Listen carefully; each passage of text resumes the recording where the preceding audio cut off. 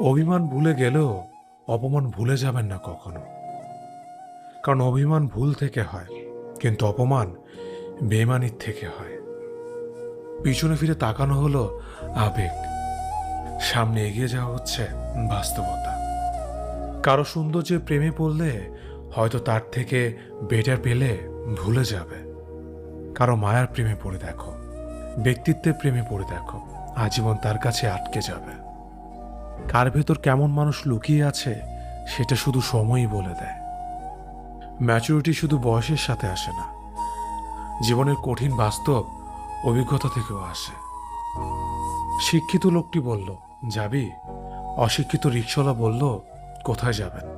সব শিক্ষা বই থেকে আসে না।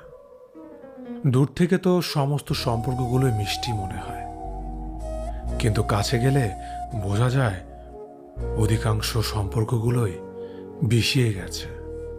হার মেনে নেওয়ার নাম জীবন নয়, এ সমাজে লড়াই করে বেঁচে থাকার নামই হলো জীবন। তোমার হাত ধরে পথ চলতে চেয়েছিলাম, কিন্তু তুমি যে মাঝপথে হাত ছেড়ে দেবে কোনোদিনও ভাবেনি। প্রিয় মানুষটাকে অনলাইনে দেখেও তাকে কোনো কল বা মেসেজ না দিয়ে থাকাটা সত্যিই খুব কষ্টের।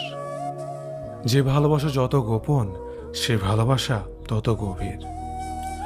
নিজেকে এমনভাবে সাজিয়ে নাও যাতে যারা তোমায় একা করে গেছে তারা তোমাকে দেখে একদিন আফসোস করে। যদি ভাঙতে হয় তাহলে তুমি রেকর্ড ভাঙো, কারো বিশ্বাস নয়।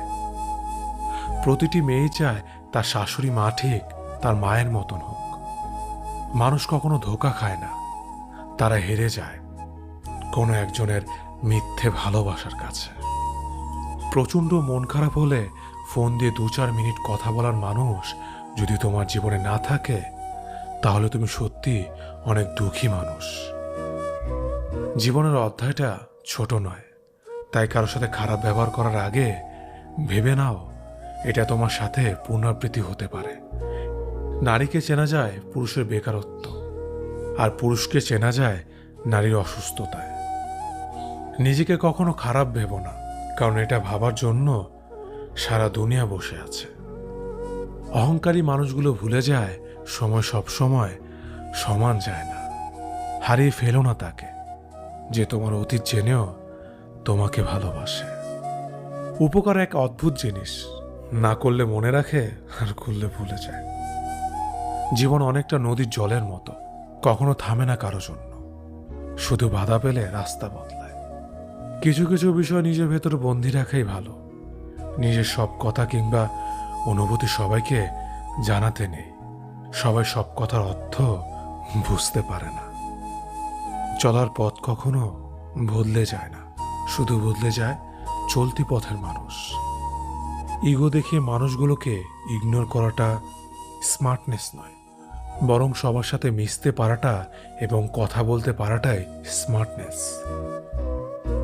মনোবিজ্ঞান বলে, যদি সময়ের মাঝে ভুল বুঝাবুঝি দূর করা না যায় তবে তা চিরদিনের দূরত্ব তৈরি করবে। ছেলে মেয়ে বেস্ট ফ্রেন্ড হলেই সমস্যা, অর্ধেক দুনিয়া ভাবে ওরা প্রেমিক প্রেমিকা। তুমি যতই ভালো হও না কেন, যতই অন্যের জন্য নিজেকে বিলিয়ে দাও না কেন, যতই কষ্ট সহ্য করো না কেন, কিছু মানুষের কাছে তবুও তুমি কখনো ভালো হতে পারবে না।